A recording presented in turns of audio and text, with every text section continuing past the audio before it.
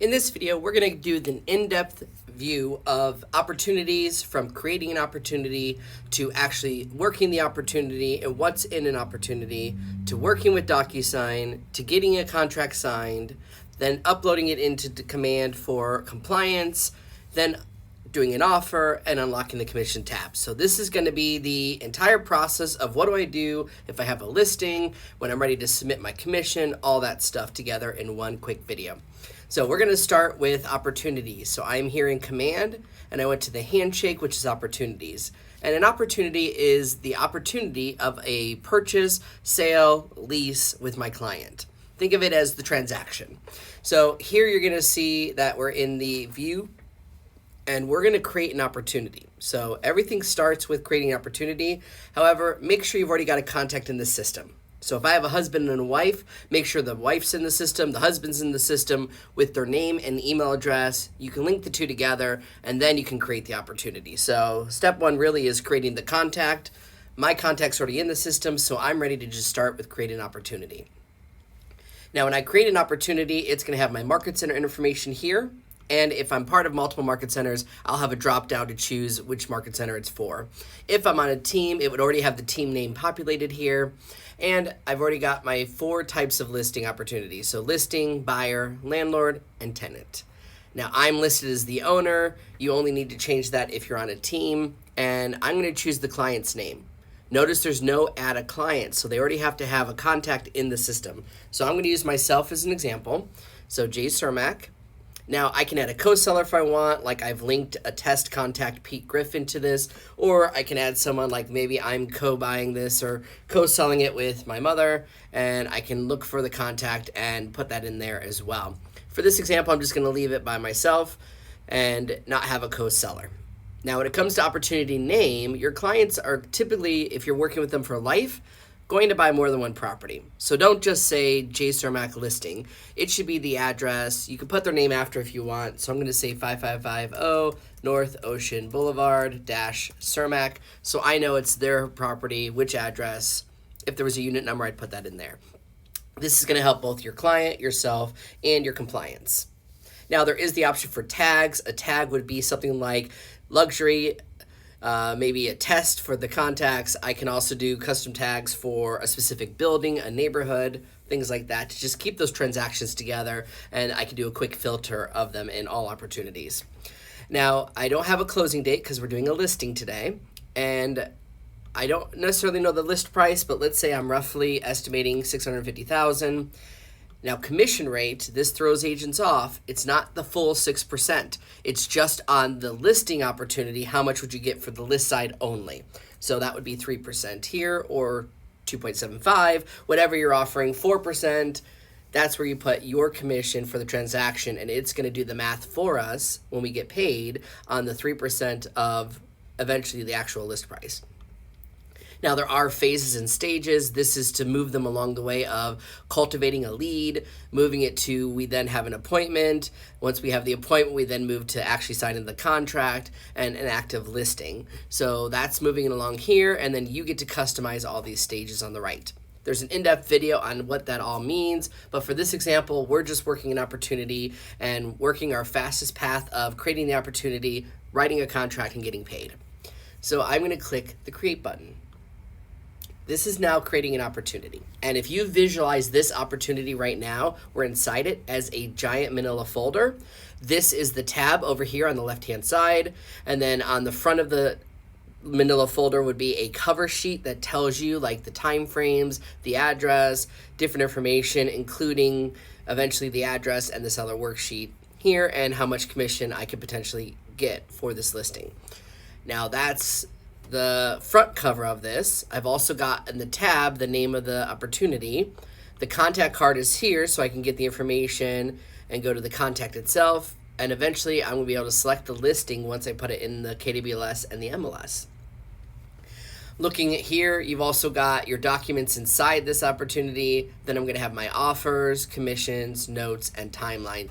So if I look at this as a folder, everything's going to be inside this folder for this transaction, and it's all going to live essentially here.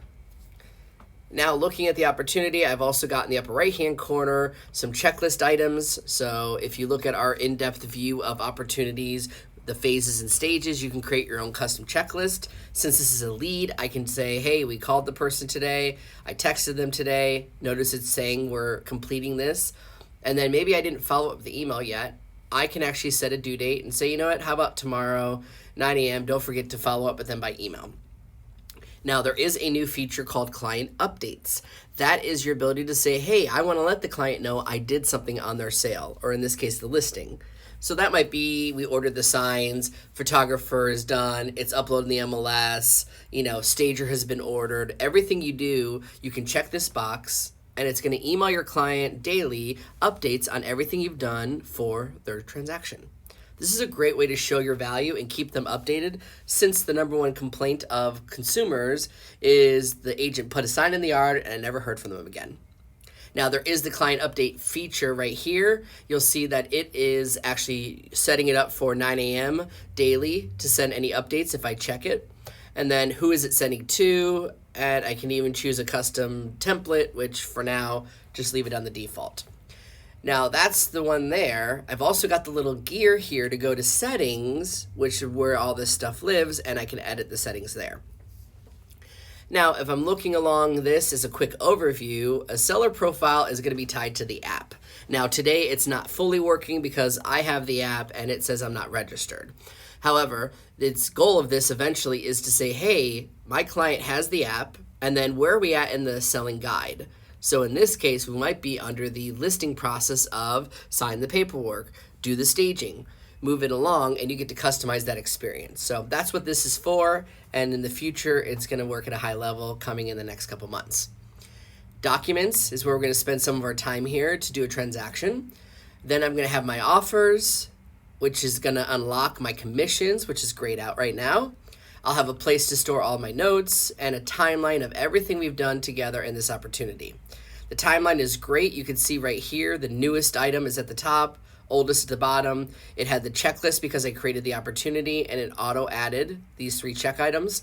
Then it has these marked as complete and everything I'm doing here, set up follow-up date for the next day. If you're a team, this is going to showcase who did what all the way through this opportunity. So it's just a great way to keep this all central.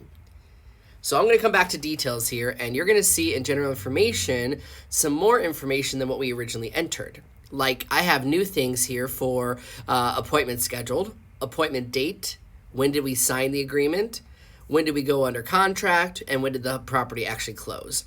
These items, by the way, will fill into the goal setting tool. So in command, it says set your goals for 2021. When you set your goals, you'll notice some of the goals are going to look at how many leads do you need, how many appointments were set, how many appointments were kept, how many agreements were won, how many contract dates, and that's all tied to this. So you're going to want to get in the habit of coming here to details, clicking the pencil, and filling in those dates. Now, for this example, I don't know the closing date, and this actually doesn't do much anyways, but the appointment scheduled, I might say, you know what, we actually scheduled it for today, we kept the appointment for today, and we're going to do a paperwork here in a moment, so I'll just say, you know what, they're actually going to agree to do it today. I'm going to leave the listing price, but I can modify it here if I need to, and the commission rate. So I added those dates, and now it's tracking the fact that, hey, I had an appointment scheduled, appointment date 1, and we actually signed a listing agreement, and I can track that for my goals. This is also going to tie in once we get into the commission of everything with the contract date and the closing date. Awesome, so I filled that in here. Now there is property, but don't worry about filling this information in because once we've listed this, I'm going to choose it from the MLS and the KWLS system, and it's going to put the address in here. You only edit this address if it was something that is like new construction and there is no listing for it. And the seller worksheet is here to eventually give my clients the ability to see kind of like what are the offers and do a side-by-side comparison of those offers and give them a rough estimate. This isn't meant to replace a actual full worksheet. It's meant to be a quick worksheet to just give them a ballpark of based on our commission, based on the closing cost, mortgage balance, we think on this offer, you'll get X. Okay, so that's what the information is here. So if I filled all the details in, I'm ready now to do a document, which in this case is going to be the listing agreement and the seller's property disclosure. Now, when I come to documents, yours might look a little different than mine because my market center set it up to say, is this a residential sale or commercial? And they have different checklists. So I'm going to choose residential, and for you, if you didn't have that choice, it might just look like this when you come in here. So this is saying for the residential listing, I have 3 folders here on the left, one for listed with the required checklist and conditionally required items here. I'm going to have a folder for under contract, and then one for close. So I have different checklists along the way to remind me of what is needed to put in for compliance. So I can see everything required is in red, like I need the residential listing agreement and I need the seller property disclosure, MLS record, and tax record. Those are things that they want when it is a listing for me to then submit to the market center. And conditionally required would be things like lead-based paint, HOPA, which is 55 plus communities. We have a contaminated drywall addendum in our area. These are going to be the things your market center set for you that are required based on your state. Now, these aren't actual files. So my next step is to go to DocuSign.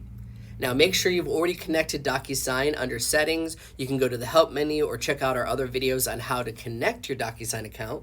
You only have to connect it once and then it will be connected from then on. So I'm going to click Start a Transaction, and this is going to open up DocuSign.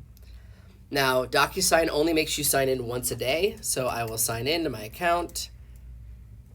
There we go. And once it logs in, I will choose Keller Williams. And this is the DocuSign system. It is taking me into a room, which is where all the documents are going to be, and I'm going to do it for the data entry and the actual signatures. Now, command is still here on the left. I didn't leave this, yet here's the DocuSign system. Now, DocuSign starts you off in documents, but this is not step 1. Step 1 is always to go to details first.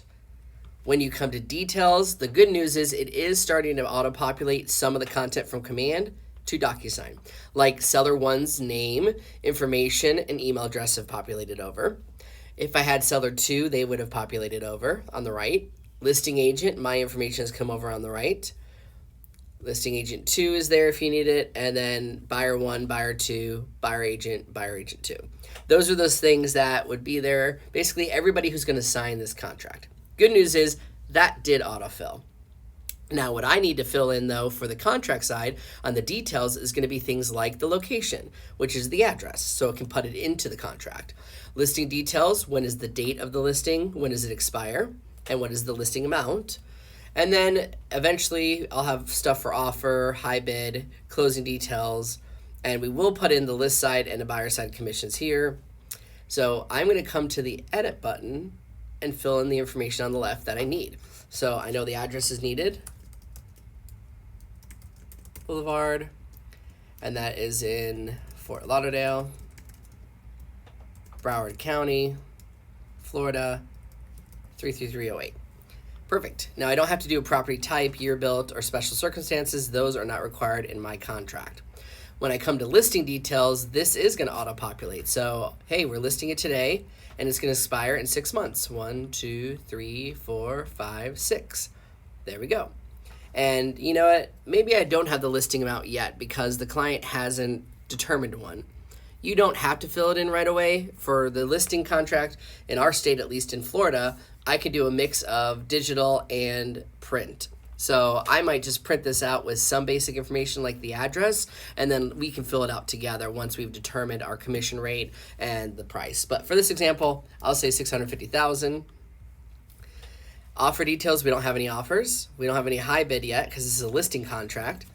Closing details aren't here. However, I can add the additional information like the list side commission will be 3% and the buyer side commission will be 3%. So that's how I can actually add that information, and it will populate some of this information over to the contract for me. Okay, so I've got the data on the left, the people on the right who are signing, all in here. I'm going to click Save, and step 1 of the DocuSign is done. Step 2 is then to go to Documents. This is where we're going to go to Documents. We're going to come to Add. Now, I can come here, and if it was somebody sent me a PDF, I can upload a PDF. I can go get a PDF from like online storage of Dropbox, Google Drive. If you're in California or those other states, you do have access to zip forms if that's where your forms are. Here in Florida, we are using DocuSign fully and have all the contracts I need for the state of Florida in DocuSign forms. So I'm going to click DocuSign forms, and this is going to populate, and I'm going to choose the Florida Association of Realtors. You'll choose whatever you need for Market Center, Board, or wherever your state forms are. Now, I already know we're using an exclusive, right? A brokerage for the listing agreement, and I want the consent transition to a transaction broker. That's the form I'm using. I'm also going to look for a property disclosure. So I'm going to come in here and say property disclosure, and I want the seller single family one for residential, and I'm going to choose this one here. So I have two forms selected. I'm going to click add, and I'm ready to do the listing paperwork, have my seller fill out the property disclosure, and that part's done. So now in documents, I have two documents ready to go. Now we're going to click on the document to fill it out and fill out the rest of the information. When I click on this, you're going to see some of the details were populated over to the form. This is great because then I didn't have to type all the information in, and I could just focus on filling in the rest of it. Now, this isn't meant to be a how do I fill out a contract course. Check with your broker on how to fill it out, but I will show you it is fillable. And it populated the seller's name, populated the brokerage information. If there were two sellers, the other seller's name would be here. It did populate the dates over and the address. Now I have to put in some other information like legal description. This is the legal description, which I might just copy and paste from tax records or IMAP or one of those services. And then I'm gonna fill in the information. Now, for some reason, it didn't bring the price over, and that's okay. I can just type that in. So $650,000. Now, we're going to obviously make sure that that's right, and if I didn't have one yet and the client and I are going to negotiate that, I might just leave it blank. I might just say cash conventional, FHA. I'm just showing you that you can fill this all in. All right, perfect. So I've got that part filled in. I'm going to come down here, and I'm looking at all the different stuff that I can put in. So I want to put in my 3%, 10%. There we go. 10%. All right, perfect. So I'm filling in some of this information. It did populate some of this, like the actual percentage of the price for the co-op agent. Obviously, you're going to go through how to fill out your contracts. I'm showing you its data entry. Notice there's no signatures because we're not in the signature part. We're just filling it in. So we're going to fill in all the blanks, and once this is all filled out, we're going to save and close it. So that was filling out the listing agreement. Now I'm going to come to the property disclosure, and in most states, I know for sure in Florida, this has to be filled out 100% by the seller. However, it will populate things over like just the address. So the address is populated over, and the rest of this form is blank for the client to fill out. So all I'm going to do is hit save and close, and I have those two forms ready to go. So now I'm ready to click on this, select these two, and notice a toolbar popped up. I can combine these together or copy them. I can move them to another room, email a copy of these to someone or email to myself. I can combine them together, which is a tool you can use to combine multiple PDFs into one. We're going to use this for the DocuSign for the signature to create an envelope. Archive it if I didn't mean to have these in here. Unarchive it if I forgot to, and then delete is here as well. So we're using the create an envelope. So step one was the details, step two was adding the documents, then we were filling it out. Now we're ready to move on to create the envelope, which is basically taking your files and creating a digital envelope to email the client to fill out. Now when we come here in the envelope, I'm going to copy the address because this will come into play a little bit later. You'll see why. So please DocuSign, I like to put in the address, and then what contract are you having them do? So listing agreement and property disclosure. The reason I'm doing this is because I might have multiple envelopes and I won't know what's in each one. And we're going to use this title up at the top later for our email signature and a email header as well. So just get in the habit of putting that detail in here of what is the address of this envelope and what's in this envelope. What are they signing? Great, so here are the forms. I can see my exclusive right of sale is here and it is filled in. So we're going to get to the signature part next. I'm just making sure it's here. I have a download button and a print button as well. Then I can come to the seller's property disclosure, make sure that's all here, the address is in, and the seller's going to fill out the rest of this. However, let's say I forgot one of the forms in the room. I can come to Room Docs and add it by just checking a box. I can also come to More and upload a file from my computer or online storage if I wanted to add a physical file, like maybe my listing presentation or a pre-listing packet, staging tips. It's really any document you want to add to this to send to your client as well. And if you've created your own template you're going to use over and over again, that would be under Use Templates. So I have like these 3 templates that I can use again and again. And then under Shared with Me, I'll have templates that are shared by my Market Center and different things that were shared with me from the office that I can use as well.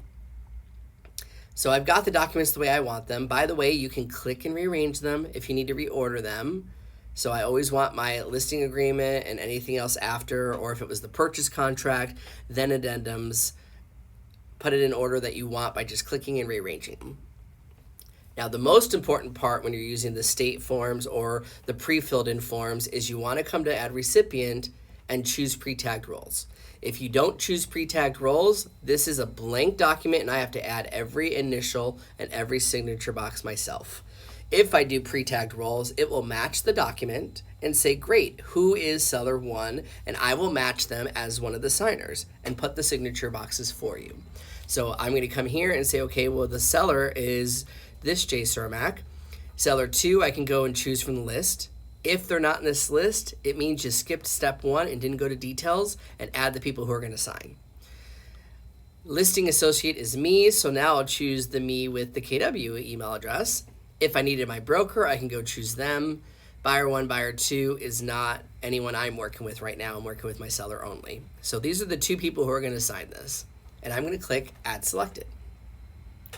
Now, by default, they're both going to have a 1 next to their name, or they would all have 1s, which means if I sent this right now, everybody would get the email at the same time. But I couldn't see if seller 1 had signed it or seller 2 until they were done. So my advice is when it comes at least to the listing side, property disclosures can only be filled out by seller 1. Meaning seller 2 is probably not going to want to initial a blank document until they've seen that it's been signed and filled out correctly. So my advice is leave the first person, the seller 1, as 1, and then I would just change seller 2, or in this case it's me, to number 2. Meaning seller 1 has to get the form only, they have to fill it out and sign it, and then they will email a signed copy to the seller 2 or the agent in this case, and then I can see the signatures so that when I sign, I'm comfortable signing. That's the best practice when it comes to at least the property disclosure. I want to make sure that seller 1 filled it out correctly before I sign my name on anything as seller 2, or in this case, the agent. Now, let's say I had seller 1, seller 2, and I have a 3rd, 4th, 5th seller. It is easy to add them by coming to Add Recipient and email address. You can add as many people as you want. Now, I still have to add a signature box for each person, but it is easy to do right from here. Okay, so I've got seller 1, I've got myself as a listing agent, and we're going to sign this document. Now, the last step of this email is the email subject. Please put something here, because if you leave it like this, the email is too generic. They won't know what the heck they're signing. So my advice is to come up from the top, and I'm going to copy and select this, copy, come down here, and I'm going to paste it there. Then I'm going to put a message of some kind, because if you don't put a message, the email is very generic, and it will be very hard to see. So I'm going to say, please review and sign, and reach out if you have questions. Perfect. I'll say my name, Jay. Okay, so now I'm ready to go to the next button, and I've got my email ready to go. So now we're going to get to the DocuSign part, and this is where you're actually going to see all the signature fields and things populated. The neat thing is on the left-hand side, this would be all the people. So seller 1 is in yellow. I'm in blue as the agent. If I had a seller 2, they'd be a different color. If I had to add a seller 3 or 4, they'd be other colors. So I love that it's all color-coded. Then you're going to see on the left, these little fields are already tied to this person. So this would be a J. Cermak, seller 1 signature box that I can bring over, or an initial box I can bring over, or date signed. and I can actually drag things over and put it in the contract. Same thing with if I did it for the other agent, I can switch it to the agent or another person and then add all those, which is great. On the right hand side, this is a preview of every PDF, and you'll see each page has a little tab, yellow, blue, just telling me that this page has 2 signers, this page has 2 signers, and each document is here. And the property disclosure will tell me that just seller 1 is filling out and signing any of those. So that's just your preview on the right. Now, if I look at the contract, okay, here's all the data we typed in, and look, there is the initial for seller 1, and there's the initial for the listing agent. Now, none of these are locked, by the way. So, like for me, in our state, I don't want them to fill this out as an initial, so I'm going to click and highlight this little box and hit the delete button on my keyboard, because I don't want them to initial that they won't be able to mark it on the internet. So since I'm not using this, I don't need the signature box there. Now, I already have the initials here. There's all the stuff that I typed in, signature box, date and signed, all that stuff is good. I know in my state as well, I'm not going to do number 12, so I'm going to click and highlight multiple things here and hit the delete button. And let's say, oops, I didn't mean to delete that. Obviously, you can hit the undo button, but you also can click on initial for the seller 1, come here, and you can add a box nice and easy to any of these or hit delete. Now, let's say you're using any of the stuff on the left, like a text box. I could put a text box here, say something like, this is a test. And on the right-hand side, I've got my formatting, choose a different font if I wanted to. I could choose a different size. I can choose the color. It's just your ability to modify if you need to. And all the details of editing the tool will be on the right. So then I can also hit delete on this. However, if you add a text box to fill it in because you didn't want to go back, make sure you uncheck required and make it read only so the seller doesn't go in and modify the text box itself. That's just an easy way to add a text box and control it. Okay, so I've got this all ready to go. Now, I also know that it's going to ask me for copy returned to seller on a specific date. So in this case, I want to have it actually initial who that person is and actually add a date and time stamp when the last person signs. So if I had seller 1 and seller 2 signing this, I would make seller 2 and use their date signed field and put it right here. Now, obviously, I messed with formatting, so that's way too big. I'll say 12, and I'll just go back to black. There we go. So that's where the date sign is going to go. And I do want to add a little checkbox, which I could have done in the data entry. Click here, double click. So I've added a little checkbox there. I've got my seller initials, and then we're going to get to the property disclosure. Notice seller property disclosure is all yellow, meaning only seller 1 can fill this out. Everything's already here, it is populated, ready to go, and seller 1 is going to fill this out. And all seller 2 does is initial. So that's why we're using that order of 1 for seller 1 and then 2 for seller 2 if you want them to see a signed executed copy before they sign it. Now that's all ready to go. I don't have to add anything there. I have everything the way that I needed to. I've checked all my boxes. Now I'm ready to either come to actions, and I can save and close this to come back to it, discard it. I can do a preview. This is great if you're consulting your client to see, hey, let's look at a preview of what this is going to look like, Mr. Seller. When you get it from me, you're going to click a start button, and you're able to just click here to initial sign, and it's doing a quick little preview of everything, how it's going to work, and you can just show a demo. I can switch this to the other side, which in this case would be me, the agent, and verify that when I click start, all the little boxes are going to take me to the next little initial box very easily. I can also check it in tablet view and phone view and give them a sample of what that's going to look like in all of those. So nice and easy to do. Click the start button, click here, and it works on all the devices. So that's a cool preview to do. But I'm all ready. I'm going to send it, and now it's going to go to seller 1 first, and then once seller 1 has done, it's going to come to me. Notice the envelope says waiting for others. It is here. Now, if I were to click on the envelope, it says we got to wait for seller 1 first, and then eventually it'll come to me as the agent. So great, I'm going to come down to my email, and I'm going to come to my Gmail, and I'm going to get my email here. There it is. I'm going to click on the email, And this is what it's going to look like. So this is why it's important to put the address and information in the subject header, because now I know as a client, oh, okay, this is about my listing agreement and property disclosure. Here's the information, and oh, Jay put a note here.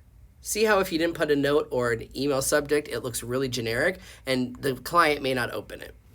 Perfect. So I'm going to click Review Documents, and this is going to open it up for me to sign as Seller 1 in DocuSign.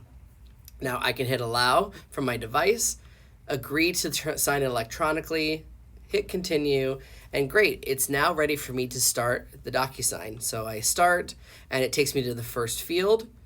Now, when you click this the first time, it's going to ask you to choose a signature.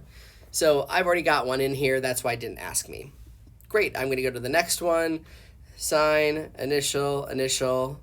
I might just skip one just to show you what happens. There we go. Now this is the property disclosure. It does work for Seller 1.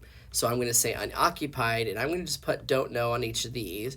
Obviously, your client would spend some time filling this out with real data, and they can type in all these boxes are fillable for them. Perfect, I've got it here, and I'm going to fill this all in. Now, here's the trick. Not every client is going to be comfortable doing this part electronically with all this typing in and filling it out. So if your client's even nervous about the technology, don't force them to do this. It would be really hard to do on their phone. Just print this form out manually. Have them do it with wet ink, and then you can upload it into the DocuSign system or upload it directly into Command for your opportunities. All right, I'm just going to say don't know. Come down here, filling this all in. Perfect. But as you can see, I am Seller 1 right now, and this is fillable. Sign, initial. Now I skipped one, but let's say I said, oh, finish. It's going to say, no, Jay, you haven't done this yet. And I haven't done this one. Perfect. So I've got them all there. It's all signed, ready. I'm going to click finish. And now Seller 1 is done. They can create an account if they want to, so they can come back anytime to view it. I encourage them to create an account. I already have one, so if I hit login, I'd see all my DocuSign files together. So I'm just going to say no to thanks in this example, and they're done. So that's what Seller 1 would go through. Now, if I come to my email as an agent, I'm going to get an email from the agent saying, hey, Jay, Seller 1 has signed. Now it's your turn. So it's now coming to me, and I'm able to actually sign it from here. Or I can also come into DocuSign, and if I go to that envelope, it's now saying Seller 1 has signed. So guess what? I have a sign button. So I can sign it right from DocuSign as well. I'm going to come here to sign this from DocuSign. Please review. Okay, continue. And it is just like it is for the seller, but here's the cool thing. There's Seller 1 already signed. So they've already signed it. Now I'm signing it. Perfect. I'm going to click on all these little boxes. Easy to do. It'll even show me the property disclosure is all filled out and signed, which is great. So that's it. That's all I have to do. I'm going to click finish. And here's the best part, guys. It emailed the client and me instantly with a PDF so that they have the executed contract, and I've met my requirements of my state to get them a copy of it once it's done. So now if I come to my email, there's all the stuff there. Here's the completed as an agent. So I got the PDF, and if I come in as my client, here you go, Jay, it's completed, and they're going to get a copy right here of the exclusive listing agreement, signed, stamped, ready to go. So I just like how easy that is once you get good with it. I actually can do this inside an open house, write an offer, do it all from my device, have them sign on their phone, and get it over to the listing agent before they leave the open house. And it takes practice. So you see me practicing as myself, you do the same thing. Awesome. So my envelope now says completed. It says everyone has signed on it. Well, the good news is then, okay, this is done. If I come to documents, here are the original documents. So that's going to be the Form 1, Form 2. Those are here. So I can always come back if I need to because they have no signatures. What's signed is the PDF here. So signed, and it even says the word signed next to it. I've also got this one. I can click on it to download a copy of it and verify it is the signed version. So I've got the signed copy of it in green, and I've got a PDF that is here of the certificate that everything is done. So I've got these ready to go, which means I'm done with DocuSign, and now I'm ready for Command. So we're here in Command in the Opportunity, in Documents, in the Listed folder, and it is required for me to have the residential listing agreement, tax record, MLS sheet, and property disclosure. Now, this case, for this test example, I don't need any of these conditionally ones or optional. Now, there's a couple ways to do this. I can add a file manually to each one of these, or the faster way is to come to add multiple files at once. So I'm going to say attach multiple files. Now, for my tax record and MLS sheet, I would have downloaded those, and I can just drag and drop them right here instantly and attach those. But we're going to choose DocuSign, and it's going to go look at DocuSign and show all the files automatically for me. So listing agreement is here. I'm going to come in, and there it is, because it says the word signed.pdf at the end of it. So I'm going to attach that one. Property disclosure, that's here as well. Here's the property disclosure signed version. And I'm going to click attach, and it's adding those files for me. So I've now added the files of the listing agreement and the property disclosure right here. They are ready to go. I can click on it to see a preview of it, download a copy of it, print it. This is where it's going to live forever. So this is now where it's going to live, not in DocuSign. So no matter what happens, if we get rid of DocuSign, I go to a different system, the file will stay in the Opportunity forever. Now, let's just say for this example, I've done everything I need to, I've got it all here, and then I can upload it to the Market Center. Now, I can add a comment for this saying, this is a test, please disregard, and just put some information here, add a reply, and it's going to just message them to say, hey, just ignore this, so that they don't actually have it impact the Market Center. And I can hit submit to Market Center. Are you sure you want to submit for review? Hit submit, and that's what triggers my Market Center now to get a request from me saying, here's all my files, and then they'll come and review it for compliance. Okay, so I've done the listing side. Let's just pretend we also did under contract and have a contract here. So my goal is to go from this to offers and unlock commissions. Now, here's the best way to do that. First is you're going to select the listing itself. Now, if I selected the listing and I put it in the MLS, it should be here under My Listings. For this example, this isn't a listing that's actual real, so I'm going to go get one off the internet here, Ocean Boulevard, and I'm going to go find the listing that's online, ready to go. Here's my test one. Select it, and it puts it in the address for me. What that does, by the way, under details, is it populated the address and filled in the information. So that, to me, is kind of the step one to make sure that's done here. Since I'm in details right now, we're going to go ahead and click this pencil, and I'm going to put the contract date and closing date here of the offer. So the contract date, in this case, let's say it's today. Closing date, I can leave blank and do it under the offer, or I can put it in. So let's say we want to close by the end of January. Perfect. I'm going to click save, and that part's done there. So now I'm ready for offer. So step one was linking the listing, do the details if you need to, and then we're ready to write an offer. Now, the offer system today feels like an extra step, but the future of this is to let the seller know on their own phone or device, hey, you have an offer, review the documents, let me know what you think, and then respond or accept. So that's what they're going to do in the future. For today, to get paid, here's the fastest way. Add a new offer. Don't worry about what you call it because no one sees it but you. Create offer. Here's the offer name. There's the offer date. And then close date does matter. So it's going to close the 29th. This populates into your commission tab. Perfect. I've got that there. Now it's going to ask me next, who are the buyers? So I might just say Smith family. It just needs a name. Don't worry about all this detail. It's not required. And who's the other agent? Again, this isn't necessarily required. It is required, but it doesn't go anywhere. So I'll just say, Lori, got my information already in here, and then we go to terms. This is the part that matters. It's really the terms for their financial. So this listing was listed at $679. Let's say they're offering $650 cash. I'd put it here. Or if they're doing $50,000 cash and $600,000 financed, there you go. This number is what's going to populate into the commission tab. Don't worry about earnest money, option fee, termination. None of this stuff matters to get paid. Agent analysis is not required because it's not going to the client today. Save, And there we go. My offer is ready. I've got the information here.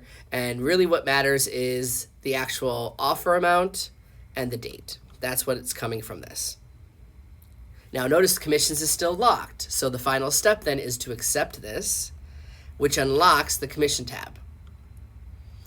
Now the commission tab is done for me if I do the quick version of this. So as a single agent, hey, here's the sales price, commission. So this commission would be $19,500. And the contract date, because remember, I went to edit details and I put a contract date in there, is here. If you didn't have that in because you didn't do that step, just edit general information and you can put that date there. The rest of it comes from the offer. So that part's done. On the right-hand side, here's the summary. Total commission, $19,500. The office is going to get $7,000 of that, and I'm going to get $12,000 of that. And the office knows that, hey, for royalty, $1,100 goes to royalty and $5,800 goes to commission. However, if I was capped, guess what? These would be blank, nothing would go to the market center, and I would get 100% of this commission. So I love that that's there. On the left-hand side, here's how it's broken down to show me I can do some deductions if I want or pay out a referral fee. I can add another agent. Let's say I'm in a team and we're doing 50-50. I can add another agent and then change this to a 0.5 and the other agent 0.5 if I'm maybe co-listing this home. So that's an in-depth view. Go watch the video on how to do the full in-depth commissions. But this is the simple version and it's already ready to go. Now, I am going to add a note that this is a test, so my person doesn't actually impact my market center. Please disregard.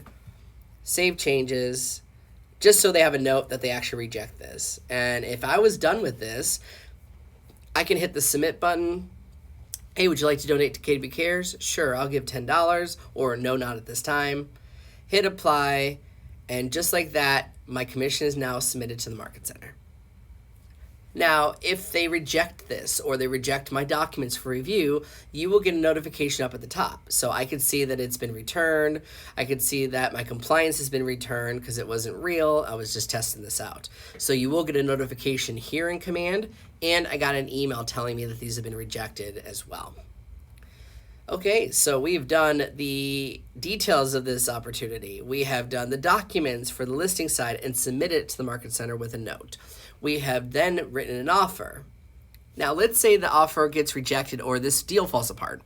You don't have to redo the opportunity, by the way. You keep the opportunity as it is. You're going to come to documents and you can archive these ones so I can replace them later, and I can then add and replace this document with the new offer, the new contract, come to offers, and I can actually change this response to remove the offer, and then that would then allow me to add another offer and then unlock the commission tab again.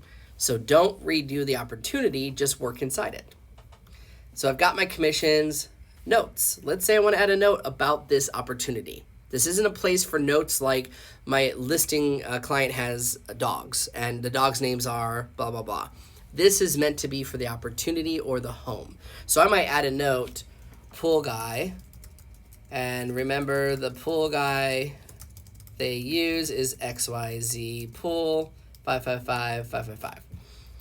This is just my ability to save it here. It might be something like air filter size so I can remember for the future, or maybe we had issues with the community and my sign restrictions. I can put that in here just to have a note.